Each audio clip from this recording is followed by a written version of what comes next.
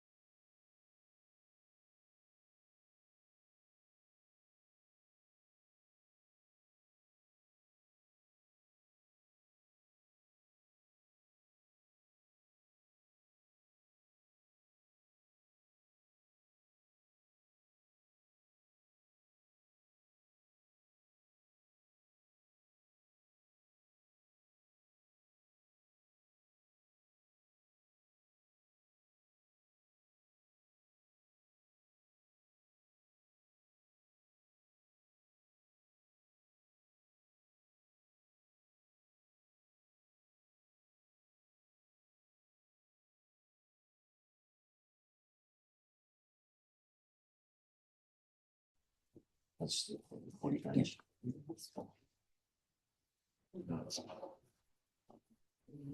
Oh, councillors and assembled persons. This workshop is an unusual workshop because it's actually from our thoughts and is for us to share our ideas as they develop rather than coming from a presentation by staff from an area where staff have been asked to look into something. So I apologise for the lack of slickness of both the presentation and the words currently.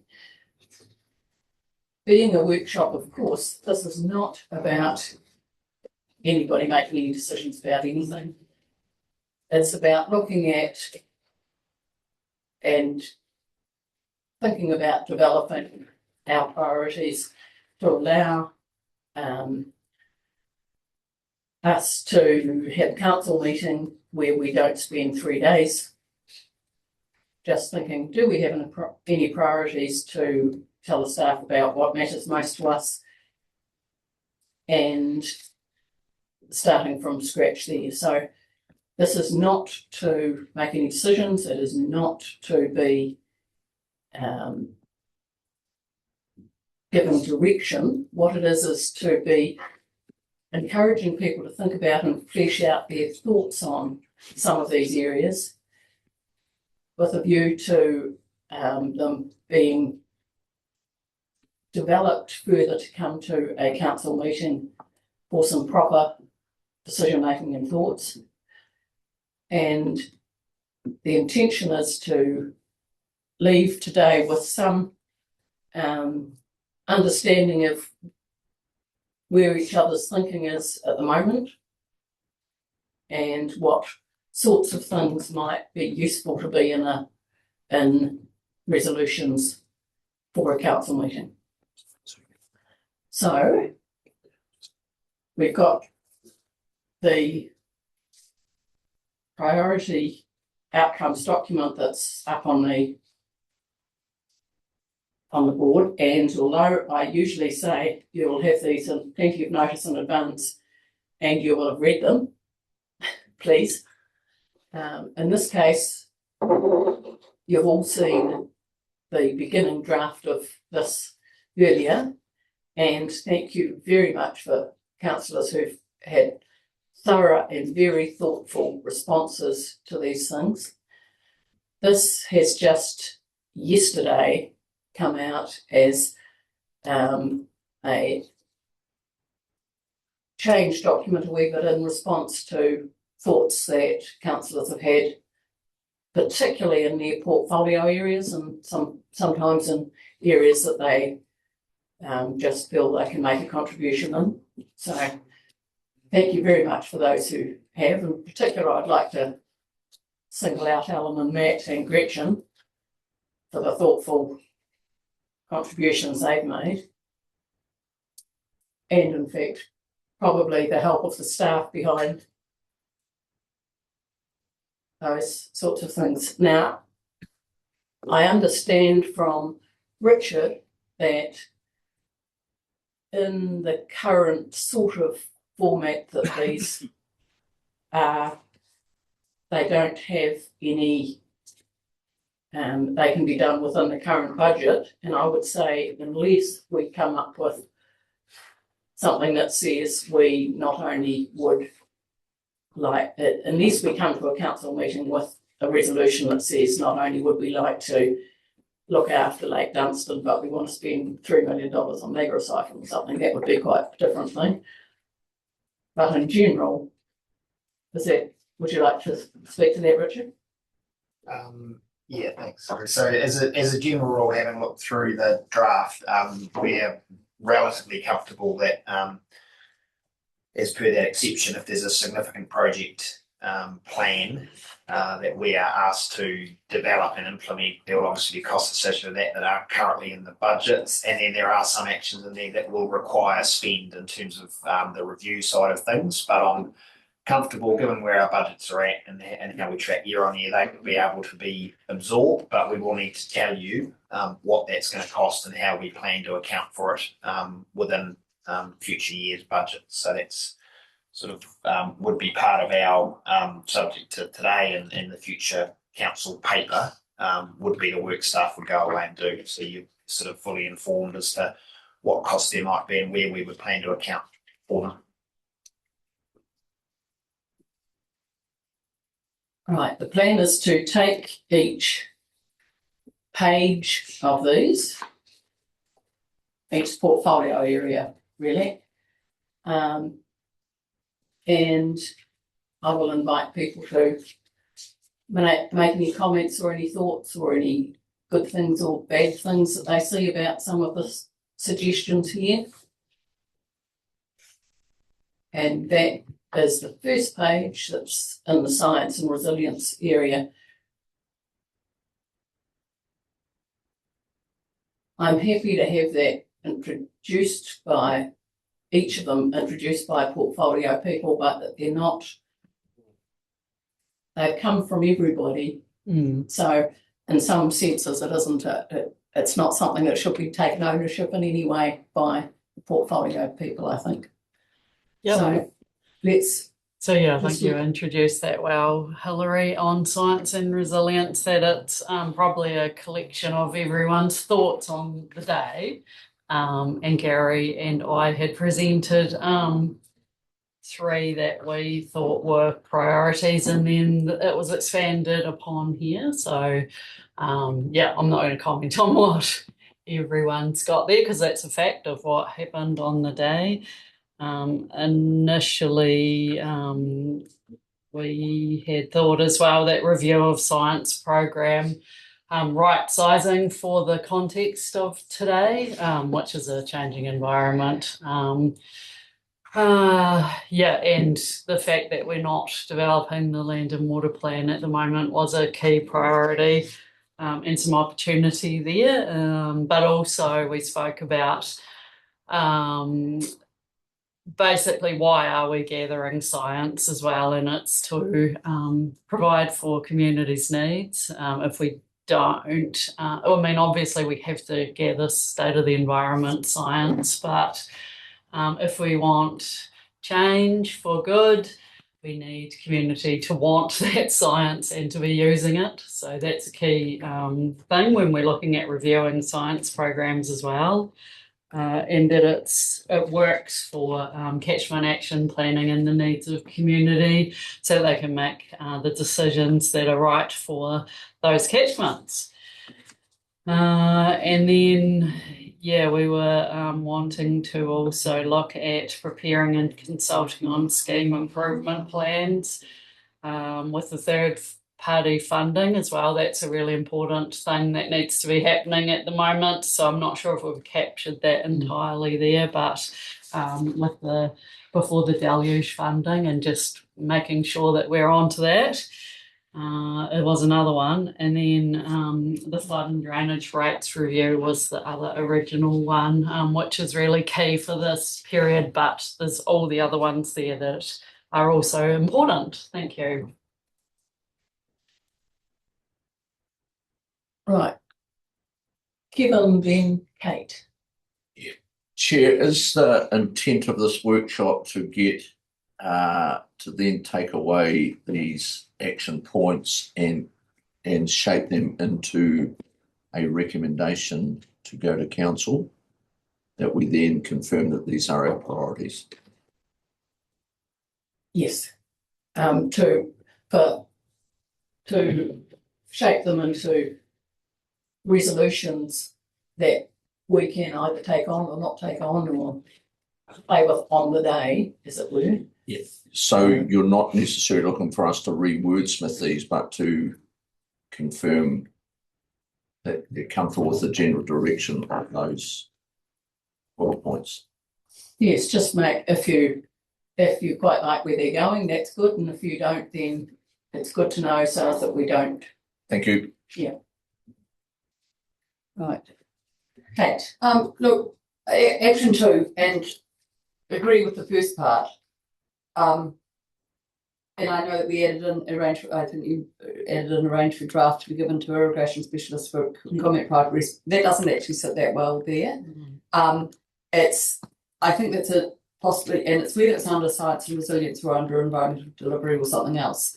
The government not only is looking at investing in infrastructure, in flood and drainage infrastructure, but in other infrastructure as well. So there's opportunities, not just risks with infrastructure.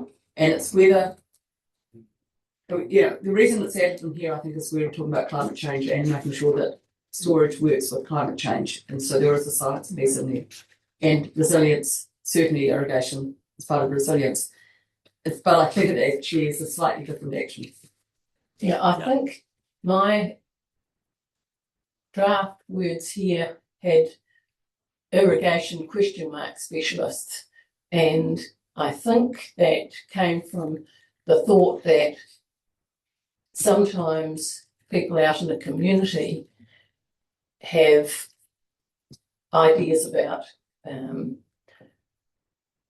what we're doing and things like who know things about putting pipes together and things, and irrigation specialist wasn't probably the right description. And if Gary was here, he would be able to, I think, get in amongst. Oh, yeah. Gary? Are you there, Gary? Yep, sure am.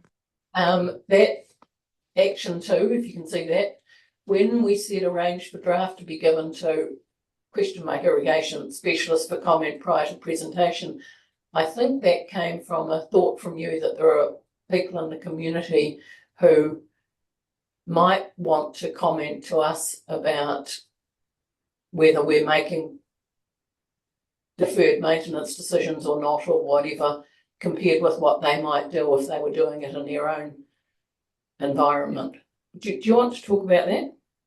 Yeah, I think it just came from a discussion around the similarities with what happens with irrigation infrastructure versus our flood scheme infrastructure, and some of the comparisons, and just whether there was anything to be gained by involving those that are, providing this stuff to those schemes. So it was just rather than trying to reinvent the wheel from inside ORC, there are others out there that are managing this very similarly, and but ahead with more modern technology, I suppose. So is it really there for using asset management specialists for comment? Well, I mean, others involved in asset management.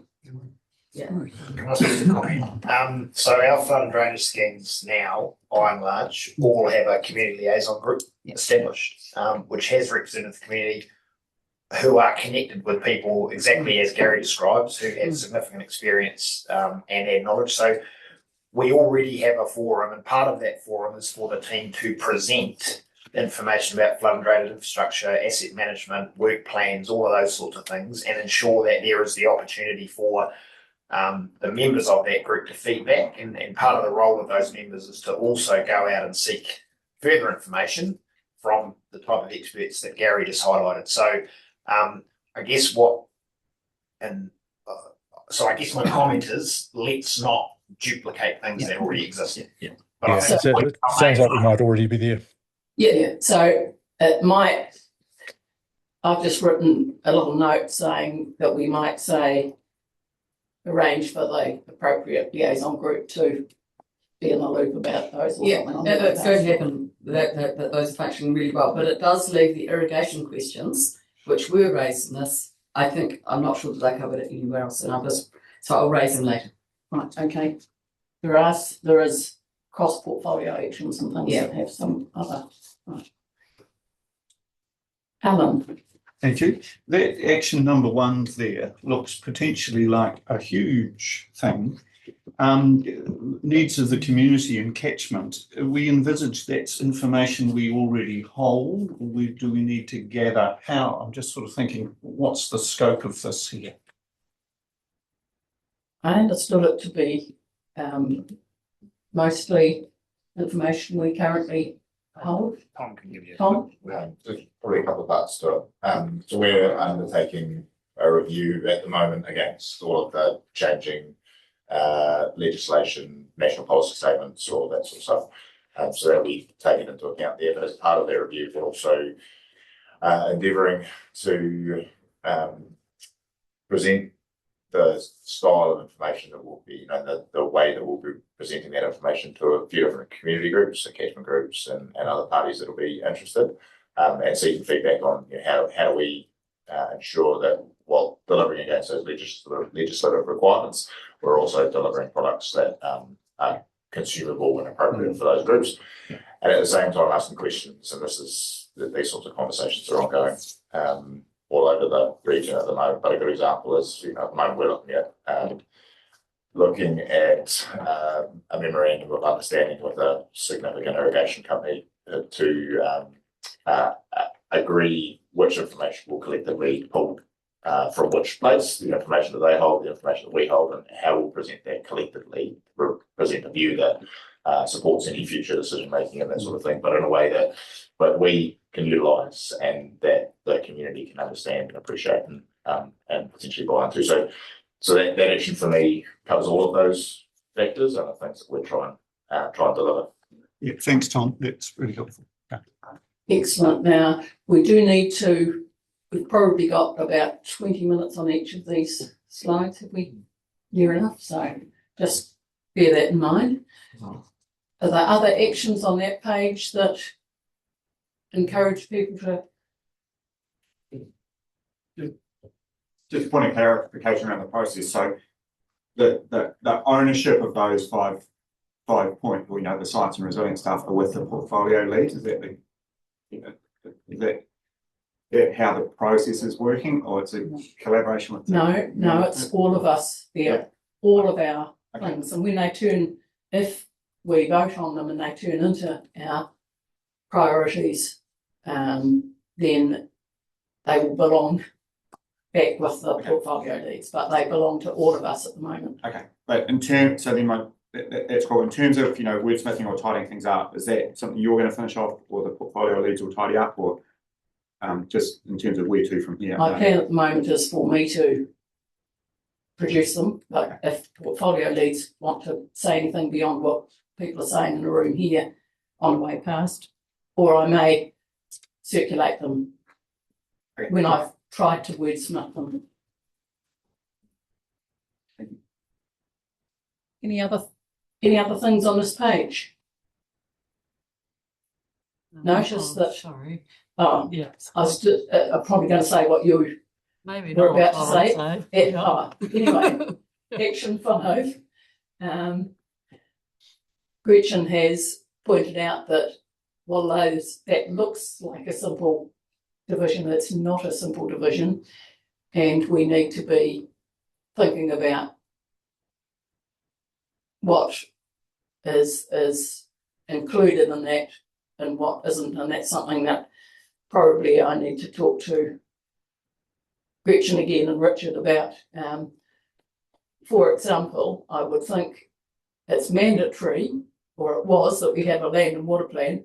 That doesn't make it. So the science program is made up of a whole range of different projects, and the difficulty comes that it's not black and white, whether it's mandatory in legislation or voluntary, or we will have to do something mandatory in the future that will rely on this information being collected, and that's the grey area. So it's possible, and we already think about that because we've had requests in the past around the planning processes to make sure we understand that sort of mandatory position on things. So as it's worded, I think it's good to have that bracket there, just that it's not a real simple process of a tick or a cross. There is some grey there, but the team, and I've talked about this with Tom at length over the last couple of years, the team know what they need to assess. It's just how we communicate in a way that's clear for everybody.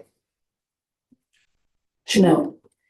Just on that, maybe it would be helpful to have some commentary around the science programs and how they support the core environmental delivery priorities.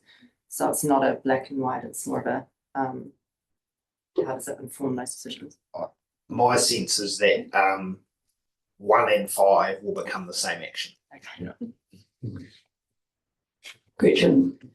Yeah, no, I was gonna comment, broader picture, taking it back to the beginning, sorry, probably, on that we have got 5 actions here, but for anyone, say, that was watching this public workshop, that there's a whole lot of other things that we do in science and resilience. So just the setting of these are some points that we'll put additional focus on, maybe, or we because there's a whole lot more that we do, and we've already got a strategy document through the LTP too that we've agreed to do with the community. So I'm just this is strategy sort of, but it's also more additional focuses over the next 2 years, I think.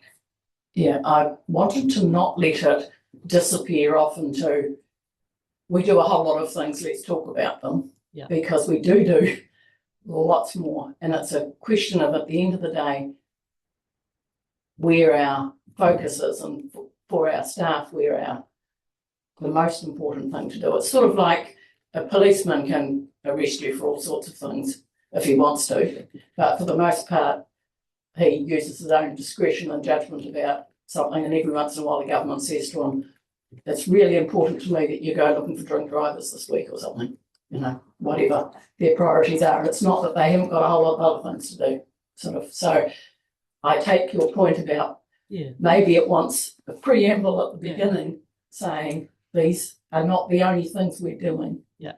Is that? Yeah, something like that, I think. Yeah. Because I can see a whole heap more we could put up here and we could spend all morning doing it. Yeah. Anything else? Right. Next.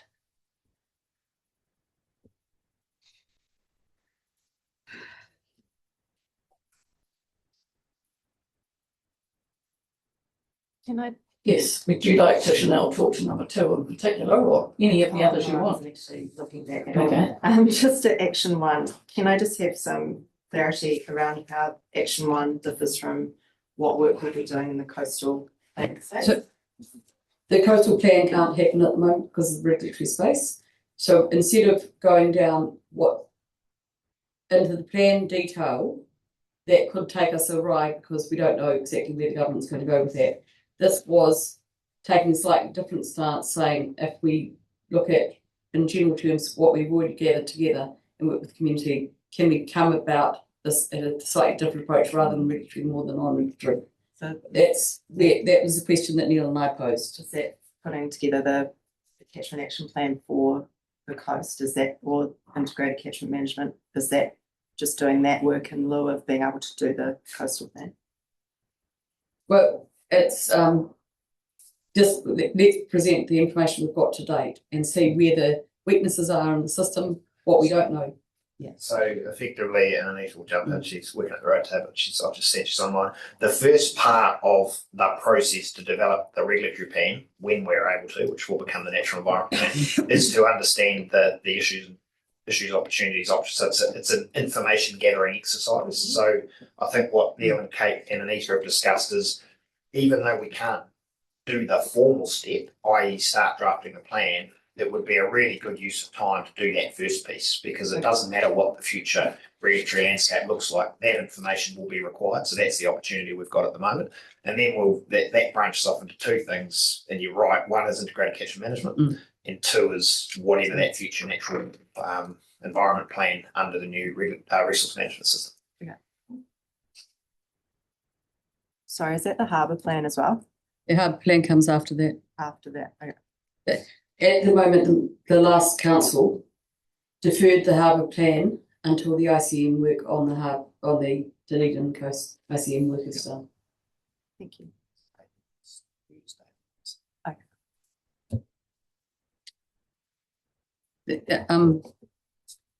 Number 3, and thank you for pointing out that this was covered in my area. I think this should be irrigation and irrigation, water storage, and hydro would be a good way, and not with irrigation per se.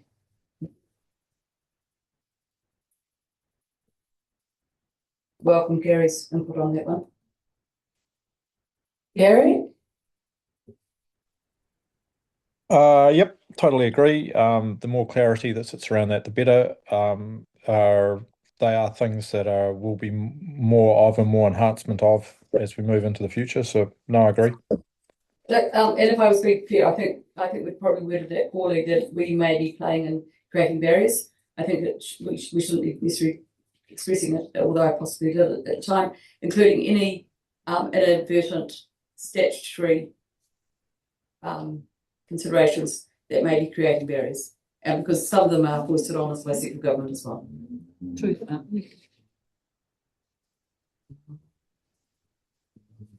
Sorry, could you say that again? Oh, okay. It's not we're creating barriers. Usually it's a statutory process that makes us consider it create barriers.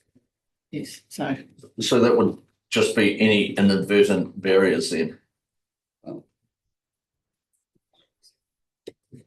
I think we'll pick that up. Richard's got thoughts in his head about how we can express that more neatly than I have.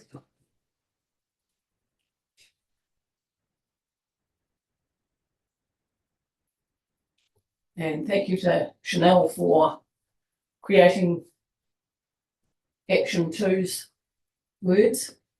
They can probably stay how they are because they're so beautiful.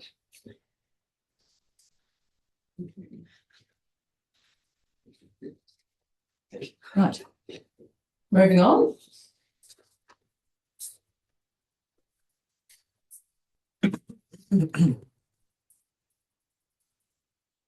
I can just a quick intro if you like, Madam Chair. Action 1, in reference to Action 1, 2 and 3, we, during our workshop, there was varying opinions about the success of the current pest plan. So there are 3 actions that fell out of that particular discussion. The first one, I don't know whether you want me to speak to each one, but I probably will. The first one has always been a big focus, whether it's council, landowners' perspective, or other interested parties. So river control has continued to be at the forefront of our minds, and I suppose having a mechanism, a working group that gives that opportunity to feed in thoughts from the various parties that are close to the action, including ourselves and staff. The Lagrosiphon one is probably a Michael Law's focus, and it's about with Lagrosiphon, do we want to lift the focus to eradication, basically, of that particular pest plant, and there'll be obviously associated funding required with that. The third one, Wilding Pines, obviously it's been an important focus for the regional council, but we obviously need the key parties to be doing their bit as well, and it's really just trying to make sure that it's a united effort in that space. All those 3 actions lead into the review of the pest plan. So just to give a wee bit of an update, the pest plan, the timetable is looking at the middle of 2028 in terms of council adopting a pest plan for or notifying a pest plan. And then you've also got an appeal period to run through, but just to give you an idea of the time frame. But I think also the actions 1, 2, and 3 also sort of lead into a more of a focus on the here and now, rather than that, long-term planning. Flipping over the page, sorry, I'm just looking off your original email. Flipping over the page to action 4, well, we've got this is the integrated catchment management paper that's coming to council about the 25th of March. That's a focus on delivering our catchment action plans quicker. And currently the time frame was delivery around about the middle of 2029. The recommended option that's going to council is suggesting that we deliver that close to 2 years earlier, about 22 months earlier, and also reducing the number of catchment areas down to 4 to be completed. And the proposal would be able to be done with the current budgets. Moving down to the next, diving into someone else's space here, it's effectively action 5, audit and risk. That's been an area where we've had feedback, whether the councillors around this table the previous term have experienced it, and I don't like to call them new councillors, but the councillor group that we've currently got will be aware, no doubt, of feedback in this space. It happens from time to time, but I think it's important to understand the full story with consenting when we hear the complaints. We'd just like to see, a deep dive into and understand the full picture, because often you don't hear the full story, and I think that the key thing really is making sure that we're operating effectively, we're being consistent with our approach, and if there's an opportunity to provide greater clarity to our community, and I'm talking about the community that are involved in this space, but with consenting and compliance, because it's a two-way conversation. I think it's important to focus on that as well. The final one there is around the environmental fund, and we are still yet to settle on the full criteria around our focus for where this funding goes. And in short, it's around whether the funding is targeted to ORC priorities, or is it targeted to priorities that are identified by our community, or is it a combination of both? So that's just sort of a rough commentary on the various actions in there. I'll come to you on just to say about the consent and compliance condition activities and the likes. That's something that is being done, I understand, sort of in a constant way by council. They're always looking at what's happening there, but every once in a while just having a deeper dive in and making sure that we have got things that are those things, fair, transparent, appropriate cost, efficient and timely and things. So it's not, that didn't come from us thinking that our staff weren't always working towards that goal. I think that I'm just making that comment because that's what I think the current situation is. So it wasn't because there was a big harm being done that we wanted to write or anything. It was just that it's not only something you need to do constantly, but it is something you need to every once in a while check. For example, you can end up with things that you've just put up the cost of for one reason or another, and they have just got out of kilter or something, and we haven't just generally looked at them or whatever. So just wanting to acknowledge that our staff in that way. Matt. Thanks, Andrew, for running us through those. Can I just have a clarification on a couple of points?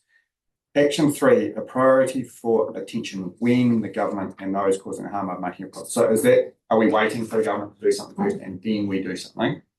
Is that what the word when's trying to achieve? Sorry, I'm not trying to, I just want to understand, are we trying to show leadership here or are we waiting for others to lead the case? I think historically the government have been a funder in the control of wilding pines, and there was a suggestion, I think, that it was going to increase significantly, but that hasn't. That government commitment, I don't believe, has occurred. There is a consistent government funding level.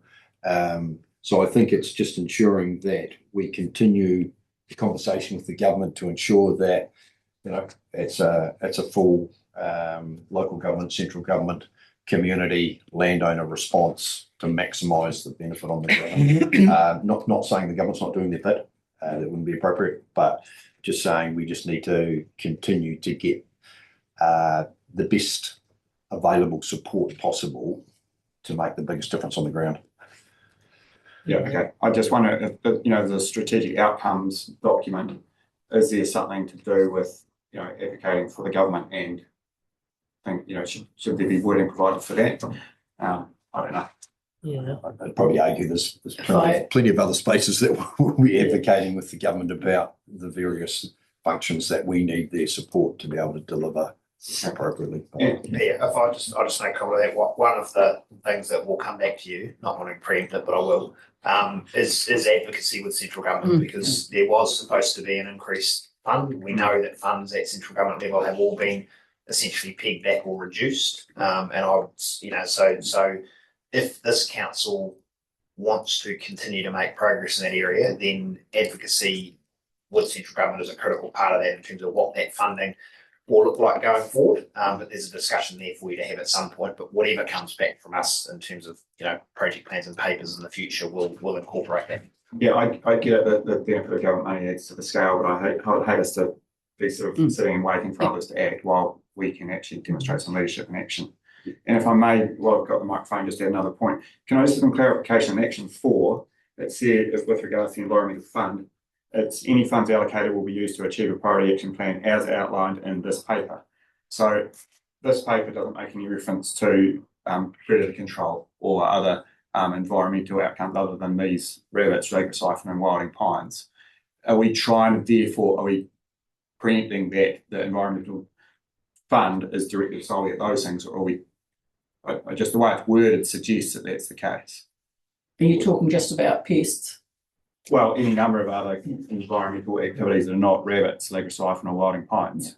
And which don't come into integrated catchment management plans or into... I'm just trying to get some clarification around if it does include provisions within the environment and catchment management plans, then that is a reasonably wide mandate, which is great. But when I see the first 3 things of those bullet points and then that wording at the end, it just concerns me. The object is that these are priorities and focus areas. And so the point of that action 6 was to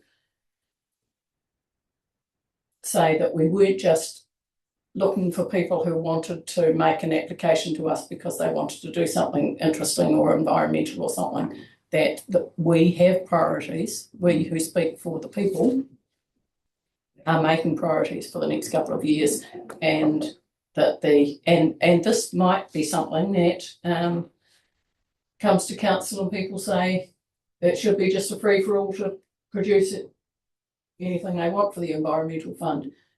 You were talking about he was talking about the wording on action 4, not on action 6. I actually see action point 6, but it is. I think It was 4. No, Yeah, but he did say 4, but he was talking about 6. Yeah, the texting in there. I mean, there is reference in action 4 as well. But I was just concerned that it was sort of railroading that environmental fund to those 3 particular things solely. Yes, not those 3 particular things, but things that we have outlined as our priorities. Okay. Rather than just in general, like I hope you understand my point was around the wordsmithing of that stuff could be interpreted that way. It's only those 3. That was my concern. Madam Chair, I think this is still work in progress, but Richard may want to. Yeah, so I read that as within this paper, entire 20 Entire, actions yes. or whatever it is, Yeah. which includes water quality, Yeah. like the integrated catchment management outcomes. So I understand what Matt's saying. Well, as long as we're all on the same page, then that's Yeah, fine. yeah, I was just yes, concerned with yeah. that. In this paper, I was Okay. intended to give. Thank you. Right. Kate and Gretchen. So, going back to your point on action 3, which I don't think it is quite worded correctly, and I agree with you, is that what I don't want to rely on is the government funding and not acknowledging the huge amount of voluntary work that is going in there. And it would be nice to acknowledge that we should at least be supporting that voluntary work. Because and as much as we want to advocate for more funding, that we also assist and support more voluntary work in that space, because it's critical that that work happens sooner than later in some of these areas. And you see some of the work that some people are volunteering now, it's incredible. So yeah, I'd just like to acknowledge the volunteer work in there. Okay, Mine was Gretchen. on the same thing, and just we've got Wilding Pines down there because they are a priority.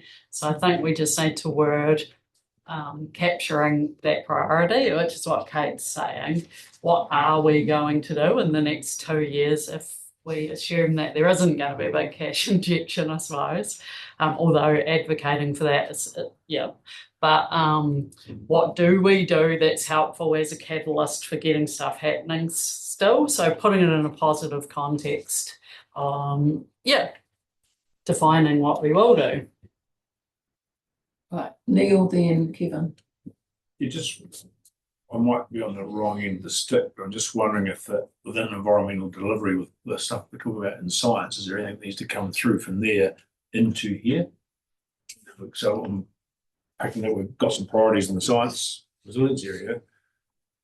Then follow that some of them might be result in environmental delivery, or is that Good point. preempting and things? I'm asking, just a quick, I'm not saying there is, I don't know.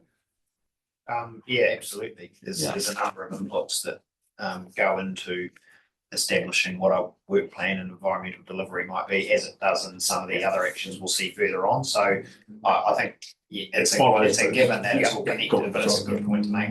Yeah. Kevin. I've got a real concern about Wilding Pines, in that I just wonder if we have the settings right, and I'd like them examined somewhere, the settings right, that when funding is put into an area to remove those Wilding Pines, that the landowner, be it public or private, then has the responsibility to keep them under control, because government money or whatever money's gone into to do that. And so I'm just wondering, I'm just not comfortable that the settings are right to ensure that's happening, or if in fact that's being enforced and who should be enforcing it.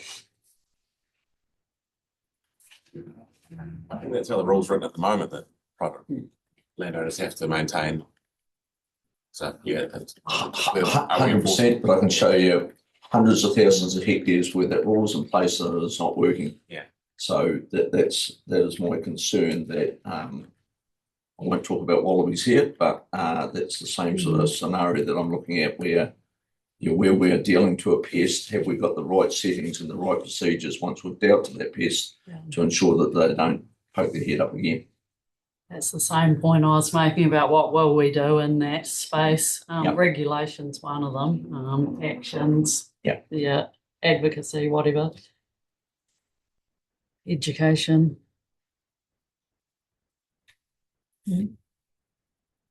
Take that on board and try and figure out how to incorporate something.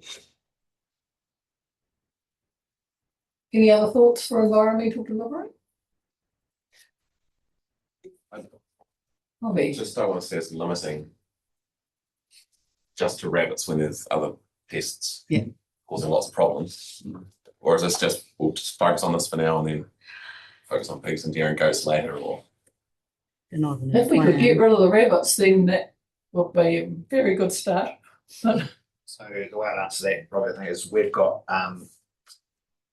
not the pests you mentioned, because they're not in the pest plan, but we do have other responsibilities in the biosecurity space that we will have to continue to deliver.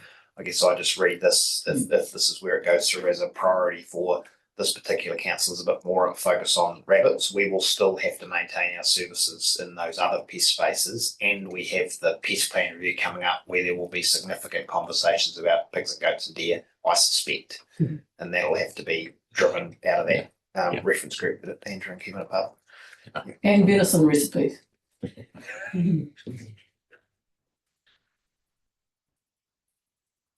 Right. Yep, moving on.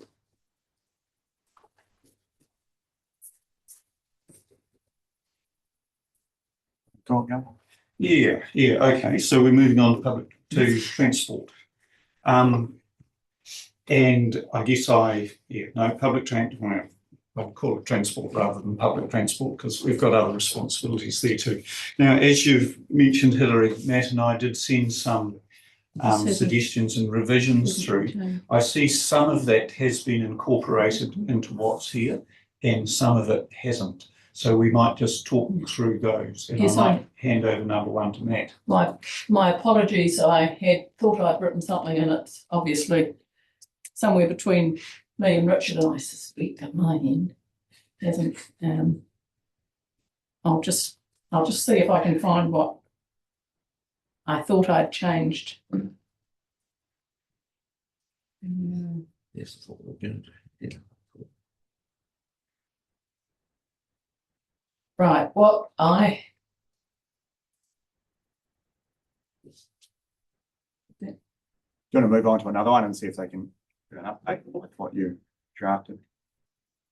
What ones are 100% that If we do you didn't change? if we do just a suggestion, maybe then if we do transport last, then we'll just take a couple of minute break between whatever's before and transport. Okay. Yeah. Yes. So let's go to that one. So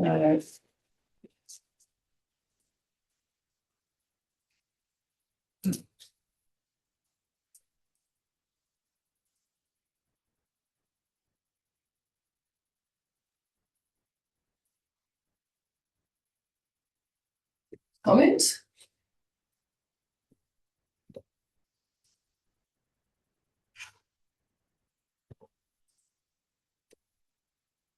Just, I don't know who was all around when thoughts were being had about action 5 there. That just came out of just making sure that when people are saying things out in the community and commitments are being made or whatever's happening, that it gets taken back into the organisation in a useful fashion, which the protocol to be developed I would think be expected to include people telling Richard or Kevin or I about things that are happening out there. It isn't always something that staff would know about directly, but maybe somebody's come up to one of the councillors and said that they said they'd do that and they haven't done that or whatever, or so.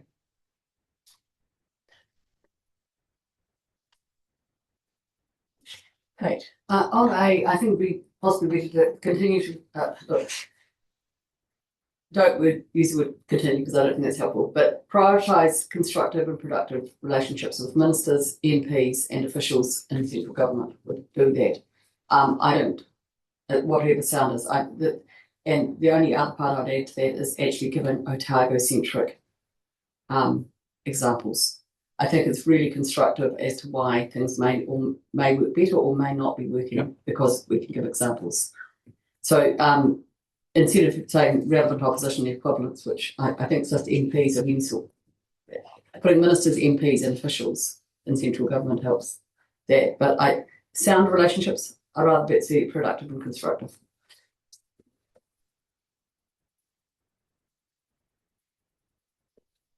Good point.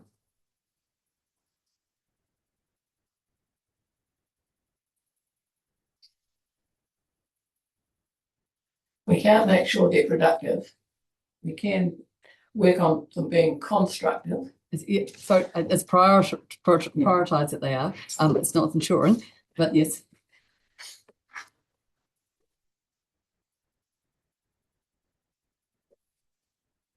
Alan, Thanks. Two things that aren't in here regarding governance that I believe should be. One is working on our partnership with Mana Whenua, because we agreed early in the year that we would be working on that, and that would seem to fit in the governance. And I can't quite remember what the wording, but there was a resolution passed when we were setting up our structure on what we would do. And I believe that needs to be a priority, and that could be added here. the reason it's not there is that it's very integral, our relationship with iwi right through our organisation, and it's not something that I consider would be useful to say we're focusing on this for the next 2 years. This is something that should be integral to everything. It's not a... Well, I think we have noted that as an action, and if we're talking here about what's really important, then it needs to be in here, whether it's under governance or under cross-portfolio actions, I don't mind. But that, I believe, is absolutely essential. That's in there if we're talking about our priorities. You think we could not prioritise it? Sorry, I don't. Can you clarify that question? I'm saying, how could we do more than having it everywhere all the time? I mean, what would it mean to prioritise our relationship? Well, I guess that comes back to what the whole point of this is. Why are we writing these things down? Just to make clear where we're really going to be putting some efforts. Because there's a whole lot of business as usual. Many of these things are already in business as usual, but we're saying we're going to be elevating these. Well, that around the Mana Whenua partnership, that's really important. Let's make sure it is elevated to make sure it is kept to the fore. Chair, I'm hearing you. I wonder if action 6 could be that council that we in action 6 would reflect the council resolution on Mana Whenua. It would certainly satisfy me. I'd make it action 1 rather than action 6, but otherwise, all good. And so Kale, correct me if I'm wrong, because it was her resolution, but it was to find a mutually agreeable mechanism for Mana Whenua to contribute under the new portfolio model. Yeah, or which they did, Kate? Yeah. Sounds good. Thank you for that constructive suggestion there, Kevin. That's helpful. If I can carry on, the other thing that I think, and we've discussed it earlier this morning, is about taking a proactive approach to local government reorganisation, and I think that would be worth having that in there too.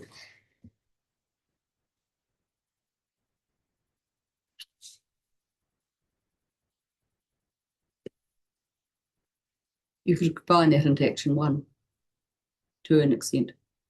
Yes. In 3. Or 3, it's a reference with that unitary authority comment, so I guess it's... Yeah, it certainly relates to those, but just let's be specific about that's one of the things that we need to pay attention to. Thank you. Other comments?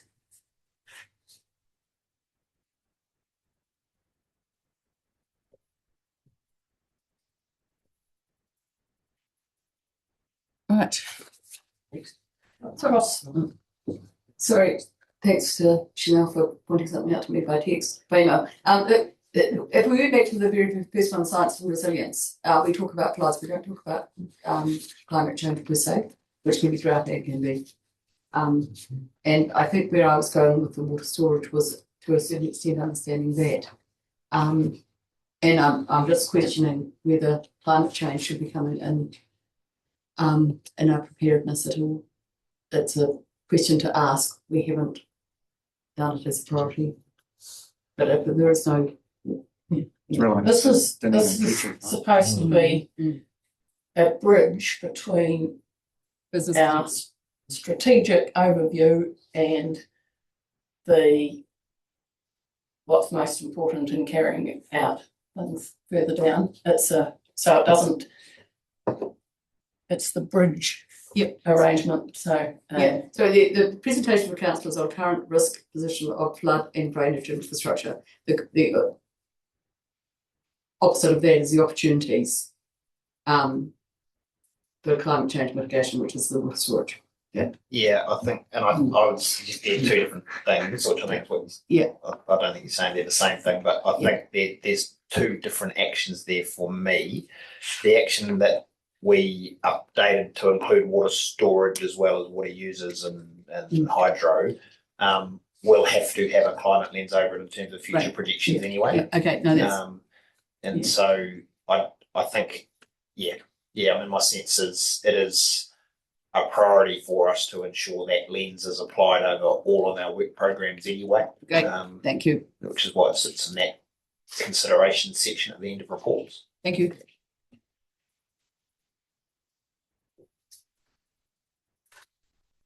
okay, yep. Next.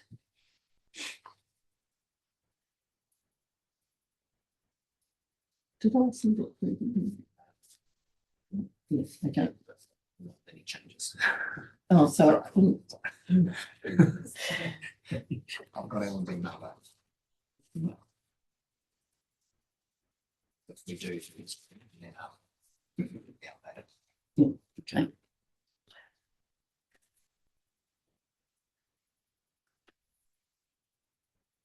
This first one is the explanation is based on or intended to be based on Gretchen's very helpful thoughts about fresh water. So it was a description followed by an action. I'm not, as it were, I'm not saying that I have properly interpreted what Gretchen that's right. has said there, but I was just trying to gather together the thoughts to give it a context. And sorry, just for context, because I think before the sort of amendments to Action 1 was focused on lakes, which is why Action 2 says repeat for, Action 1 was focused on rivers, which is why Action 2 says repeat for top 3 lakes. Action 1 sort of covers everything now, so apologies, I should have picked that up when I was making some changes yesterday. So as I understand it, there was a request for us to look at this from a rivers perspective, but then there was also a request to repeat the same exercise in terms of the lakes. So just to explain, because sort of Action 2 looks a bit odd now with the changes that have been made to Action 1. And that will take, as you see from report back by June council meeting or whatever, this is a 2-step process. So instead of coming up with which waterways we might want to do what to, we look at what Gretchen's properly saying about how we could get the greatest improvement and get people to have a look at which ones and where and what we would, using that as the goal.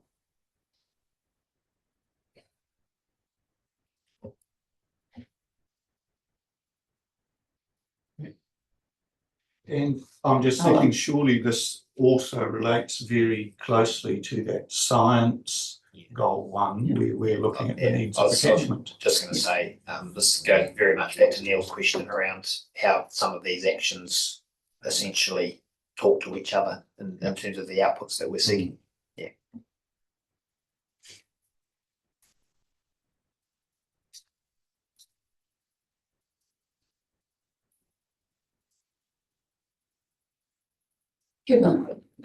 Just on Action 3, around gravel extraction and willow issues, I assume, I see the intent of that, but I assume we will at first be shown the current way that we deal with those issues and how it works, because they actually may be the best way anyway, but there may be some misunderstandings or or processes that are not going 100% from time to time.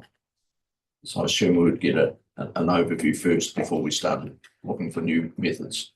I guess establishing the optimal method, if somebody produced something to put in front of us, which established that, it would start by saying, this is what we're doing at the moment, or. So yeah, I mean, anything we bring, we'd have to establish the status quo and then, reflect then what improvements could be made. Again, this is not for me to wordsmith, but I really would just encourage a consideration of using the word easy. That's a dangerous term to put in an action in terms of what is considered easy versus what is considered legal versus what is actually possible. So maybe just some encouragement from me. Just perhaps leaving out the word entirely. Just clear. Too easy. Thank you.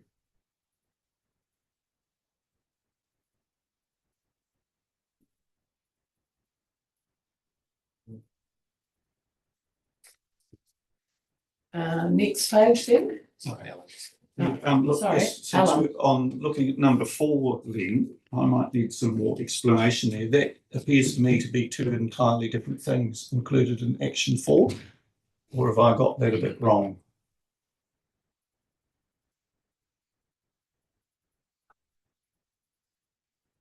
The idea is that audit and risk would do a review of the administration of contracts, particularly PT. Does that help you? Well, no, that's, I understand that, but this other one, whether our KPIs best reflect our work programs, that seems to me that's quite a different question from that first one. No, yes, it is, but it's also an audit and risk area question. So I guess they are different. I guess I'm questioning why those were grouped together as one when we're 2 different things. We could say audit and risk to do A and B. Yes. Might clarify that. It's 2 separate actions. Yeah. Yeah. Because they're not the same action. Yes.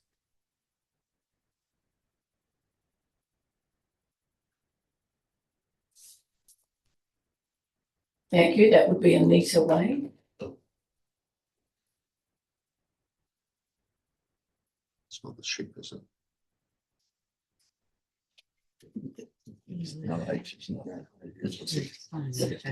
No, Kate's having a thought. I'm sorry, and sorry to go through the room, but I understand the priority for mainly here to care, given everything else that's happening around there.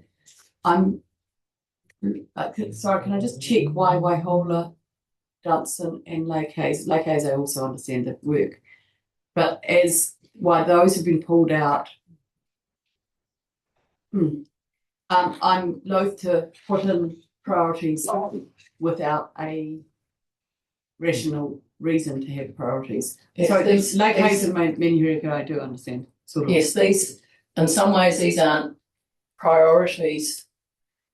They're saying we will look at what should be the priorities. And so maybe it might have been better to say, Well, I just the first sentence is include particularly those ones or something, but it would, I don't They know. were the thoughts, I think, of one person on the day, so you could exclude them and just make it broader. Yeah, I mean, you're asking portfolio leads and then you're going to someone else, and that's fine. I think that in order to ensure that we're getting the best out of the first part of that sentence, that we don't necessarily add the other ones in. But there is a reason for Lake Hayes and Menurika care. Dunstan, if you then maybe for Legasite, I don't know. Waihola is a totally different package, and it'd be great if we can put the old dredge in there maybe, but that's a different story. So you're saying just leave it, don't pick on any of them, leave them Yeah. out. It was just Yeah. those came to top of mind for some reason and people were talking to me. I would rather hear a independent, that's what I start the term to give report on those things. Chair, I agree with that. To anyone else reading that, it could be that we're questioning whether the current spend on those 4 is of any value. So leaving it out so it's more broad makes far more sense to me.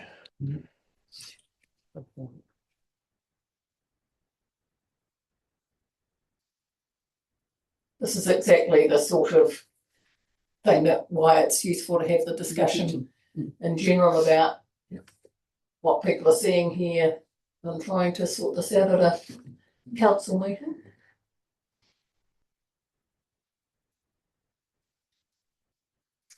Over the page.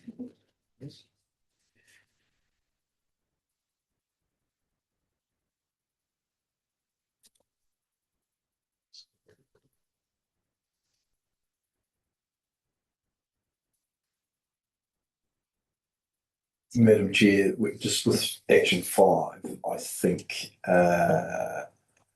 we've got the second sentence, whether we could begin on regulatory. That's a grammatical misspeak. I would use the word, instead of begin, expand.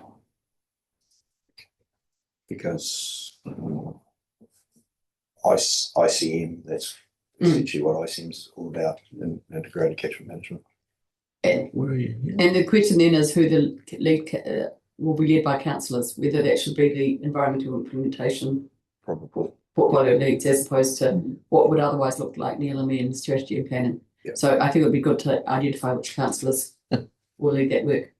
Name and shame. But it's not name and shame, it's just I'm just trying to get rid of the workload, lazy ass. Does the second sentence apply to some councillors haven't got the ability to ask Richard?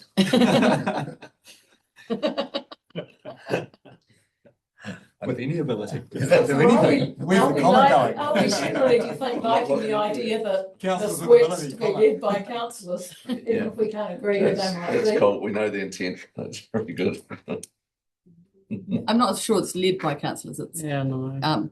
the portfolio leads should have this ensuring that work happens, that's all. Yeah. But I think that was really just a question of were we sending staff away to do it, or were we going to do it with their help when required? That was the. We've got to decide if we've got ability or not. Elected, we must have. Almost Just sort of ring review whether you could reapportion the resources that were to go to non-regulatory from that space to the catchment work, pretty much. I think would be what would happen. It's not really about the intended outcomes of the land and water plan because we haven't got one. It's about but we haven't got the regulations yet. It's more about what we're aiming to do through the catchment action planning, I would imagine, at the moment. Oh, sorry. I think the outcomes that were being sought for the land and water plan and proposed or drafted, but not land and water plan, was very much what this was about. It was saying, can we get there a different way? Or do we need to get there a different way? And can we use non-regulatory tools, given that we can't do the rule? So there are some things in there, like driving on wetlands up in the mountains. We had a rule in there on that. Can we do some education on that instead?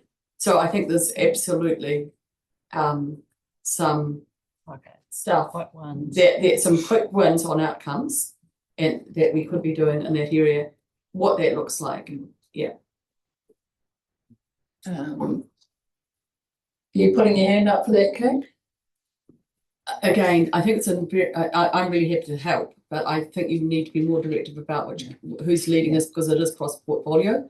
There are, maybe it's between the strategy and planning and the environmental implementation, but just be slightly more directive about where that sits to ensure that someone knows that it's there to work. Yeah. I don't mind being lazy and leaving it for environmental implementation either. Yeah. If they want to grab it. Well, Rich and I can try rewriting something there to try and capture the idea that we're just looking at what else we can be doing in the non-regulatory space, which might have been being done by the land and water plan.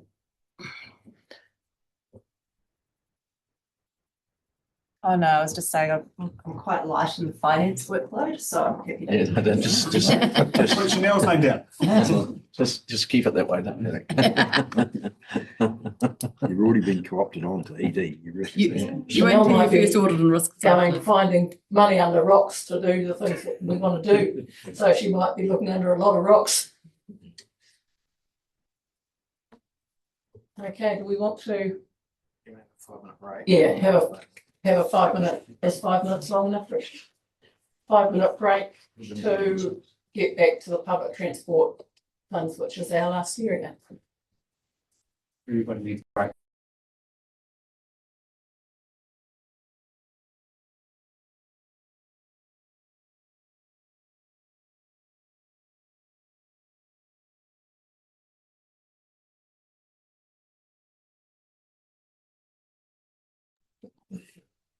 That was like you saying, Jeff. And to begin again. And back to the last one, which is public transport.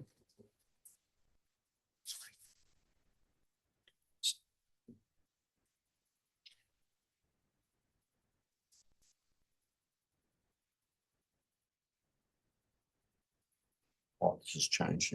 Right, so can I just clarify, so I haven't had time to look at that, does that now reflect what those suggestions Matt and I had sent through? It doesn't entirely translate them. Right. It, for example, Make it up as we go. doesn't use, it is intended to get the flavour of where you're going. Yeah. It doesn't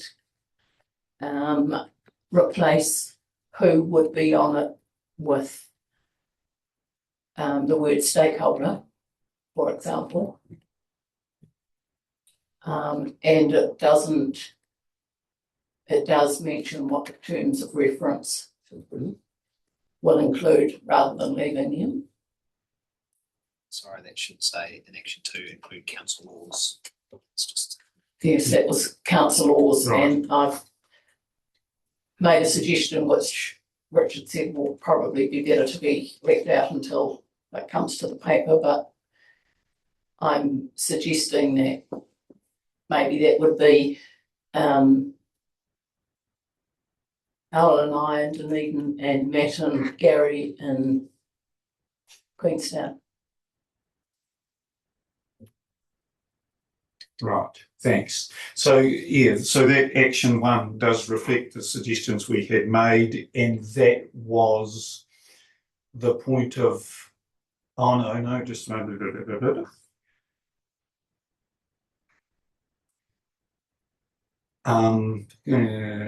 So they made to fit the needs of MOE guidelines. Well, I guess we're recommending we might change that because, in fact, fitting the needs of the MOE guidelines is part of the problem.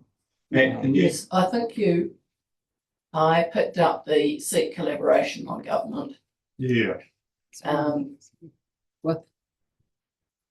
And I did look at the MOE guidelines, but I can't remember. I obviously didn't change that. Yeah. So I guess we'd suggest, Should we talk in general about each point, or we Yeah. make wordsmith Yes. things? Yeah. yeah. Matt, I'll leave you can talk about the MOE guidelines. You're more over that than I am.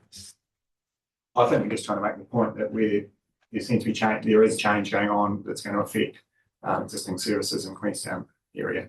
And just want to make sure we have a collaborative approach that tries to be as good as the best possible outcomes for the community as we can possibly get. Is what they're trying to refer to there. And also, I guess I think the suggestion is that we don't necessarily saying everything needs to fit the needs of the MOE guidelines. We might be trying to advocate that there is some change of those guidelines to make them fit the needs of communities better. Which is why we suggested look more holistically at school bus services so they can be made to fit the needs of MOE while supporting public transport. And Something. communities. So you just take out guideline. Yeah, even that might. We could replace it with just community. you No, know? MOE Yeah. and Community. communities. Yeah, MOE and community, that's a good idea. But yeah, get rid of guidelines because they're part of the difficulty at the moment. That's quite adversarial per se, continued pressure. I just think seek collaboration Yeah. with government. Mhm.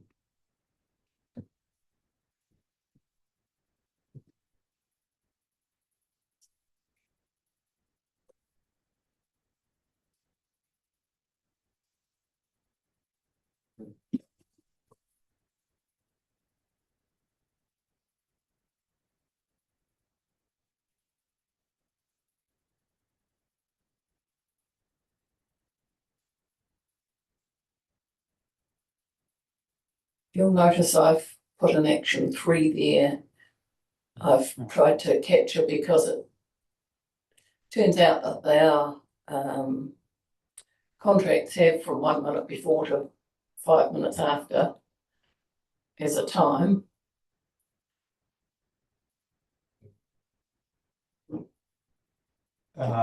Even you got in before me, I think. Oh, yeah, I just, Given then Alan, I just want to go back, just a thought on that action one. I think that reads as good as it is.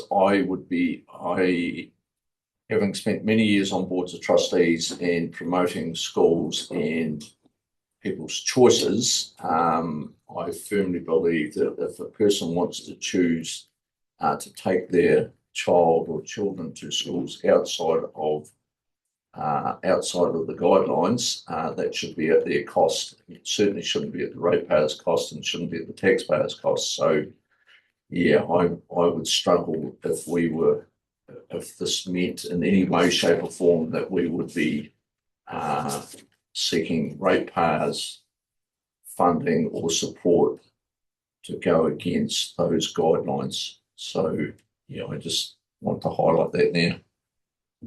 Alan and then Kate. Right. Thank you. I was going to go on to action 2 there. We're setting out our priorities here. I would say let's just keep it high level. And my suggestion would be recreate transport liaison groups in Queenstown and Dunedin, if you like to say, to ensure better connection with key stakeholders.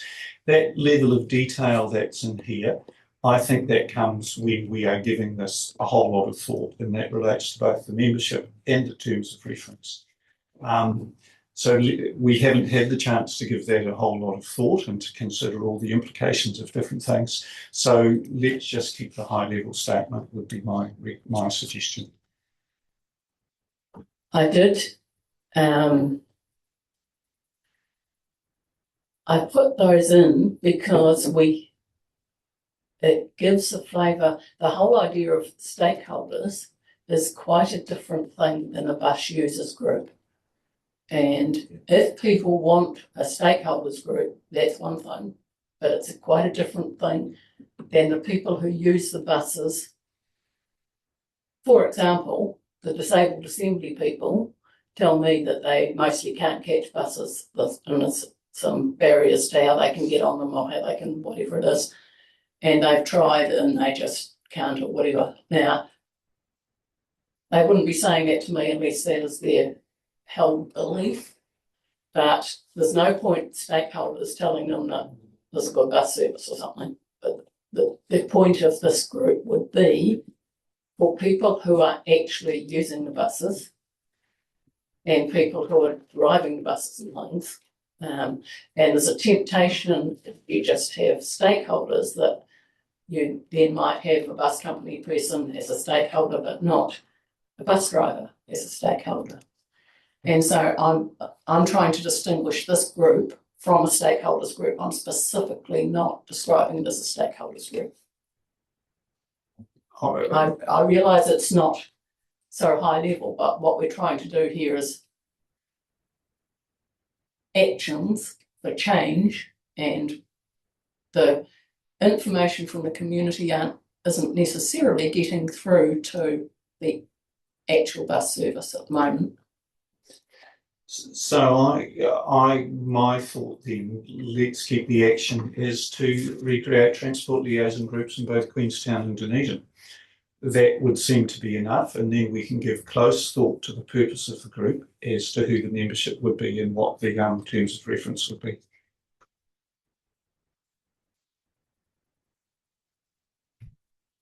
if you'd like to give,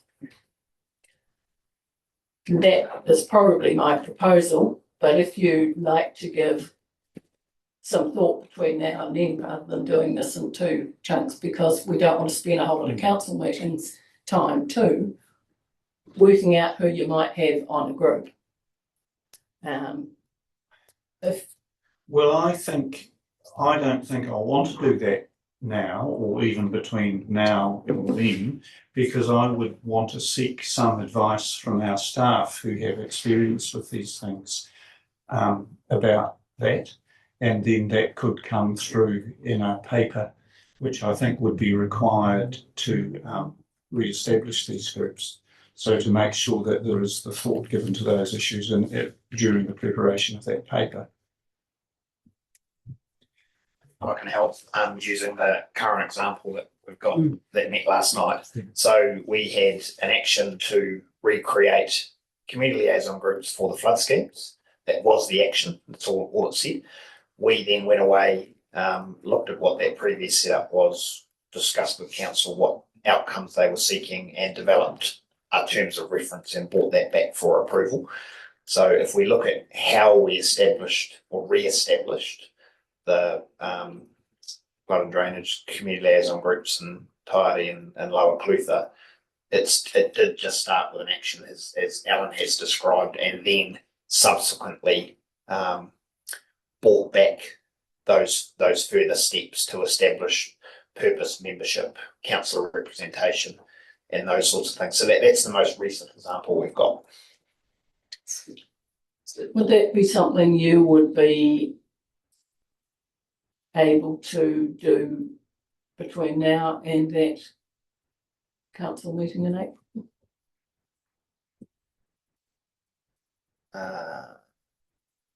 Potentially, but I don't think that's not consistent with my understanding of what you were seeking in April to sign off the actions. We could, I can speak with Anisha and we can start that. It's not, I don't think it's a significant exercise to undertake, but my question is that the only action that you're expecting as part of that paper to also have the solution, next steps, and everything set out? Because from a process perspective, it would be confirm the action as I understood it, and then we will come back with how each of those actions will be implemented. And the terms of reference and everything would be part of that conversation. That was my understanding, but we can take guidance on that.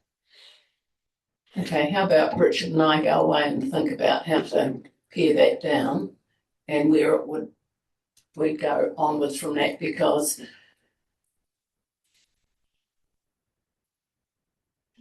I'm starting to understand the difference between what's happening, what I was trying to achieve in my head in here, and where this is. And I think that's something that probably Richard and I can. I think we're all on the same wavelength. It's just how many words need to be put up here. It seems very prescriptive, after breakfast we will do this, It's kind of pointless. It's a strategic outcomes document, and the outcome is to have a liaison group that better connects the community with what we're providing. Yes, but it's probably because it hasn't had all the components in the past that I thought, and because the idea of stakeholders is a completely different thing. So I've been sort of sidetracked in my head, I think. No, I appreciate that, and it's great you're engaged with it, and you've enunciated kind of the quite a lot of detail. But I'm sure as portfolio leads, we've got the understanding of what councillors around the table generally seem to be thinking about it, so we can just run with it, based on a pretty short sentence at the start. Thank you. Yep. So I think I was next. So I'm just leaving it for. On action one, I'm really clear that we fit the needs of MOE to get kids to school. So the schools that are closest, which is what that is about, and communities. It isn't about parents. And if we're going to, and so I'm distinguishing this from the suggestions that were made by Kevin about facilitating kids going past a school into a different school. I see it as quite different. But in some areas, and we're hearing it all over the country at the moment, kids' services are being stopped under this guideline. and no services is being provided at all, which is an absolute risk in some areas. And we need to front foot that. And the reason that we've got public transport in there is that potentially you could have a fare box with a mixed service and allowing people to be using those facilities in order to ensure that it's economic. So I think there's a much bigger piece there, and I'm delighted the government has stopped. And some of the pressure is already working, and the government has stopped some of those services being reviewed, which is great. The second point, I agree exactly where we're going with this now. This is high level, recreate transport liaison groups. And remembering that this is for the next financial year, not to something to happen necessarily this year. I don't think we can import that yet. Action 3, that is in conflict with or potentially takes away from the cross-portfolio remit about audit and risk. And I'm just concerned about how this sits with the Action 4 in that. As an example of what I think is happening in Action 4 in the cross-portfolio. And I don't think it's high level. I totally appreciate it as an example in Action 4.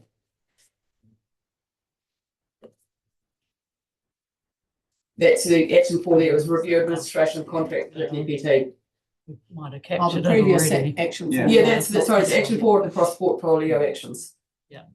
And so I think the problem if we put this one in here, you almost detract from that. The reason this one came was because we did have an action that came out saying, why don't we make it not before time for the buses?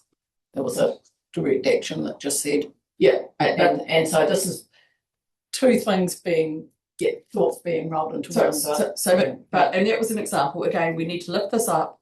What is it we're trying to do? We want to know that we can administer contracts. We've got the liaison group that they should be asked what questions are they, what contracts. And I just think if we go down into detail, we may miss the real opportunity here. You could add Action 3 being ensure that the contracts are administered to fulfill the needs of the users. And that relates to having the liaison groups as well. But I think we just need to be high level. So I think I probably, and maybe this is just mine too. Action 3 for me was more around our reporting than our contract management. So it's at the moment when we bring our public transport reports, and you're getting one for council next week, they're 6 monthly now. They were quarterly under the committee model. We talk about timeliness, but not like this. So I took this as just a change to the way we report, as opposed to that other action, which is an audit and risk review of contract management and KPIs within contracts. Then isn't the action, but still lifting it up rather than being specific to one, is that ensure reporting is meaningful. And I mean this is one in PT, but there are other parts of the PT reporting, like route use and how many of the, there's some things that I'd love to know about. Is every bus that we put out there well used? I don't know. I'm just wondering if, You didn't like easy and you like meaningful? well, no. Goodness me. No, I'm not. I haven't got the wording right. But I think this is really, in that context, I understand why we're going that specifically with this, but I would rather that we're lifting it up to saying that reporting, I don't know. We might find there's other things we would like to hear from, but this is one that particularly was raised. The suggestion that Ellen and I put through was that we suggested removing this number 3, but after the next update on PT performance, which is scheduled for the April meeting, that we agree on exactly what is to be reported. I think there's the audit and risk contractual delivery thing is a valid aspect, and then this is sort of the it still needs to be reporting with what strategic outcomes can be taken from that reporting, right? It's not going to happen in the next report anyway, is it? But we can discuss afterwards what might the specifics of that action be around punctuality and Just think, and Kevin. we got two schools of thought. One is that it should be high level, and one is that we've got some focus areas. And I know that this one's important to some councillors, and it doesn't hurt. I don't think that it's there, so I think it's fine, really. I mean, yeah, it's quite detailed, but it means a lot to some people. Yeah. Kevin and Gary. Yeah, I think we keep that in, but I think that's a part of our ever-evolving reporting system that when, and you'll see that right through audit and risk, that we are trying to make sure with staff that we are actually presenting the right data that meets our requirements. So, and remembering that whatever we do here now and construct into a resolution will be going back through Richard for his comment on the ease and how these can be undertaken within budget constraints and work timeframes. So I would think we'd leave that into the stage and wait for comment back from staff how that can be put in place. Gary. Yeah, I think leave action 3 in as well. All of these really are honing in on the over and aboves of doing public transport really well, which is what the intent of the whole strategy session was. So, certainly with action 1, when you look at the situation there, it's a ring-fenced area that has expanded way beyond what I would imagine the MOE guidelines ever anticipated it was going to be providing services towards and guidelines towards. So it needs very specific attention with the changes that have been made there in the past 5 years, let alone 10. So definitely pressure and individual focus needs to be there. And also with action 2, then the transport liaison groups could become really valuable when suddenly there's a gondola there and our systems are suddenly quite different to what they currently are. So yeah, I would leave all of these as they are.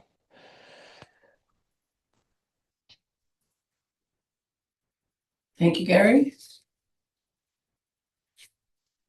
No more on that page. Last page then.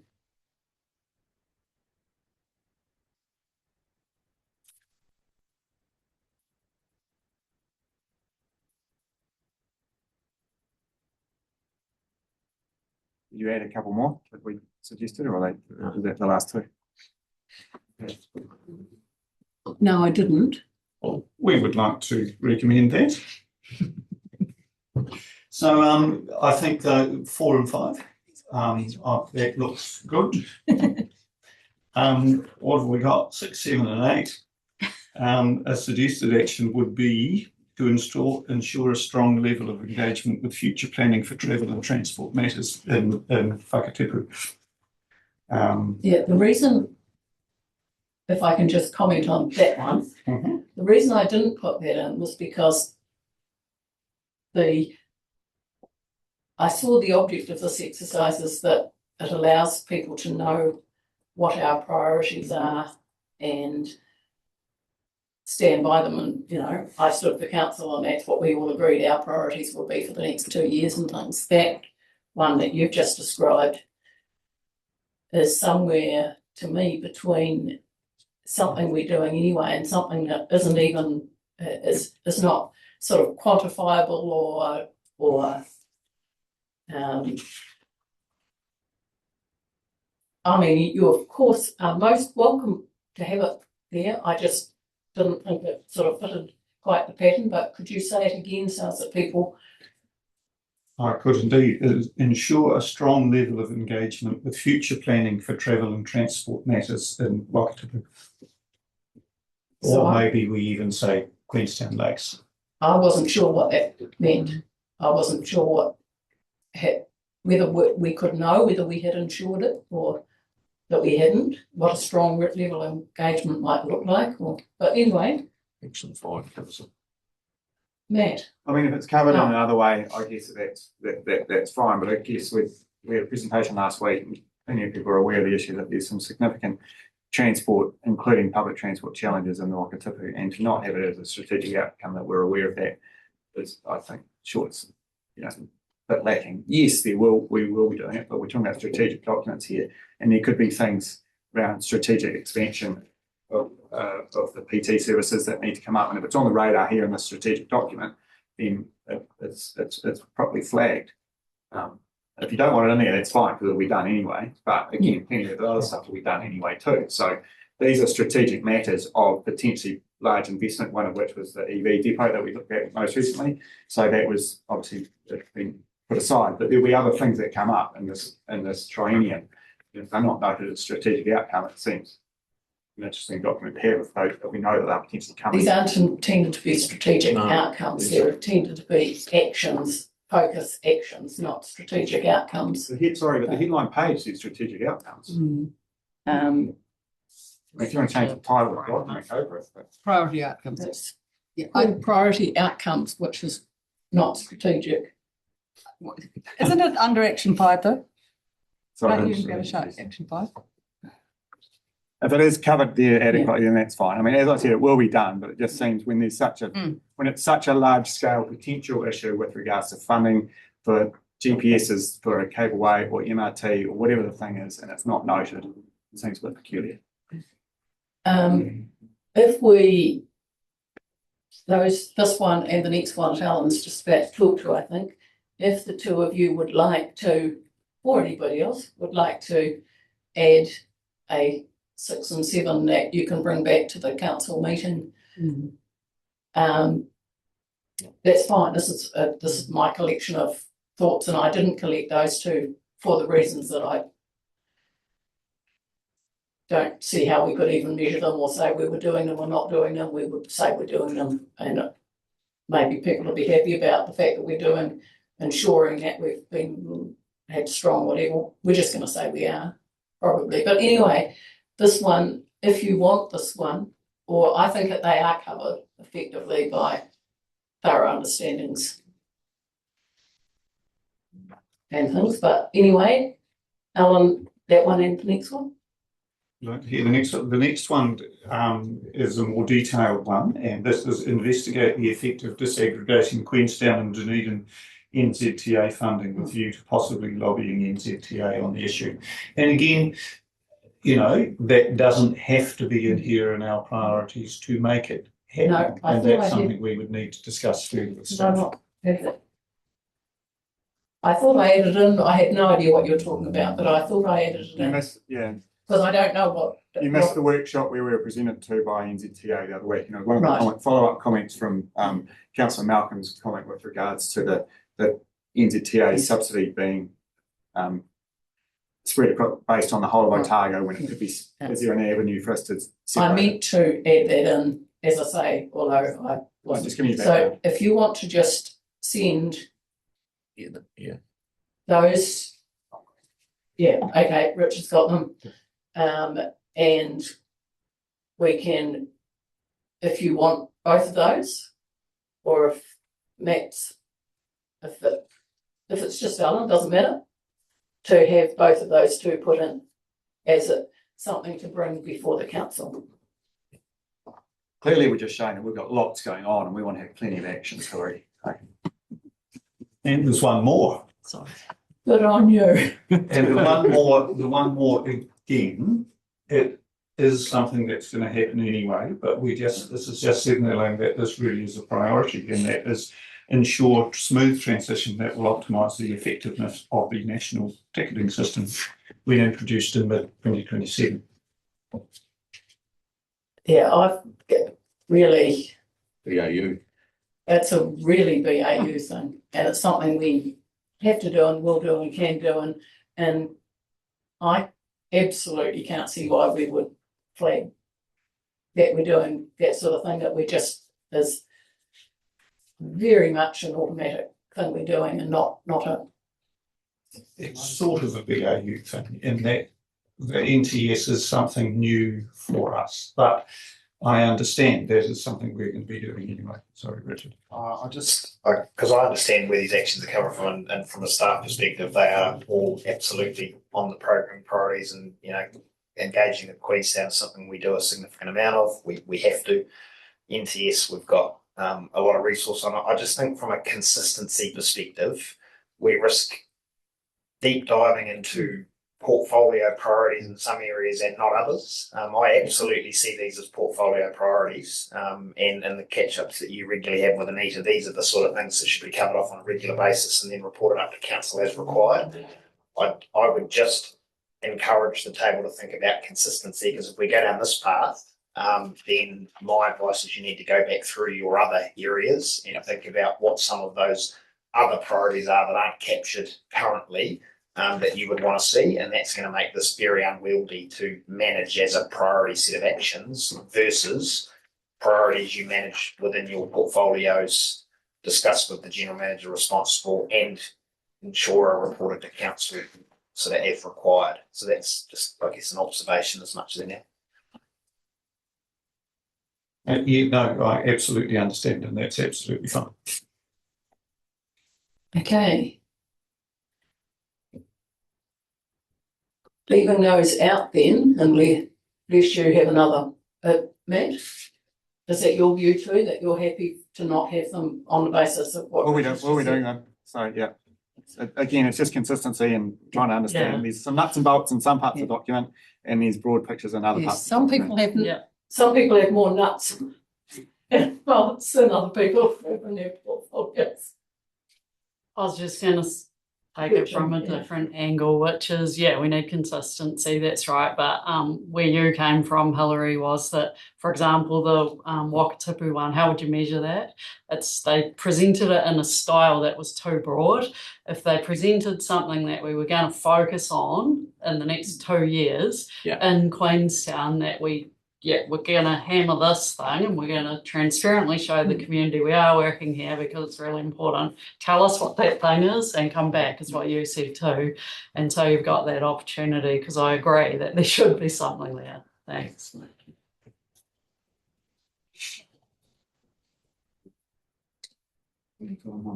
Right.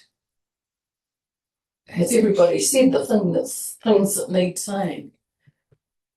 I think this has been a really useful session to tease out for what people think are the important things for us to be doing.